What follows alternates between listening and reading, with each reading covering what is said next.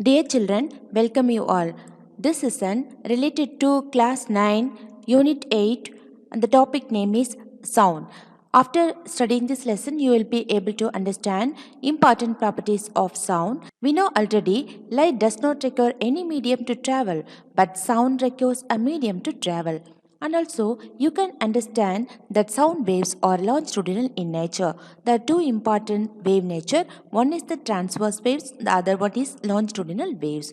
And also, explain the characteristics of sound. Sound waves have important characteristics, that is loudness, pitch, quality, and timbre, and we are going to deal the characteristics with some examples, and you are going to gain knowledge about the reflection of sound. We know already light waves gets reflected and sound waves are also gets reflected. With the help of sound waves reflection, we are having many applications in our day-to-day life. And also we are going to explain about ultrasonic waves. We can hear only certain range of frequencies, and ultrasonic sound waves we can't hear, but we can produce many applications related to ultrasonic sound waves. If you strike some object, then it will produce vibrations. These vibrations traveling in the air, and then it will reach your ears, is it not? And these vibrations are traveling as disturbances in the medium, and human ears can hear only some particular range of frequencies, that is 20 Hz to 20,000 Hz. Below 20 Hz and above 20,000 Hz, we are not able to hear the sound waves, and they are known as ultrasonic sound waves and infrasonic sound waves respectively. Certain sound waves, they are noisy, which will irritate us, is it not? Certain sound waves are very pleasant to hear. They are called as music, and they are giving a peacefulness to our mind, is it not? Then how sound waves are produced? In our day-to-day life, we are hearing many type of sound waves. You take a tuning fork and strike its prongs on a rubber pad.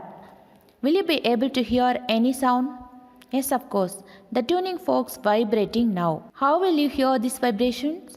Because these vibrations traveling in the medium, that is in the air, after that it will reach your ears. Then sound waves are traveling as vibrations, okay? Then how these sound waves are propagated?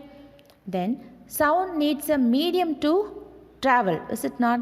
This will be proved in this experiment. Sound needs a material medium like air, water, steel, etc. For its propagation, it cannot travel through vacuum. This can be demonstrated by the bell jar experiment as given below. Okay, then this is the bell jar. Here it is an electric bell, and this is the rubber cork, and this is the vacuum pump. With the help of the vacuum pump, you can evacuate the bell jar. This electric bell is connected to current with the help of these wires. Okay, these are all connected like this, and the whole attachment is closed with the help of the cork. If you start the bell to ring, then will you be able to hear the bell sound? Yes, of course you can hear. If you evacuate this bell jar, then the air will come out of the vacuum pump slowly. Then what will happen? Then the air in the jar is pumped out gradually, and the sound becomes feebler and feebler.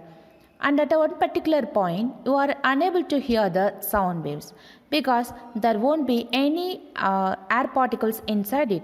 That is, the air is fully removed with the help of the vacuum pump. Hence, we are unable to hear the sound produced by the electric bell. And this experiment proves that if there won't be any medium, then we are not able to hear the sound produced by this electric bell.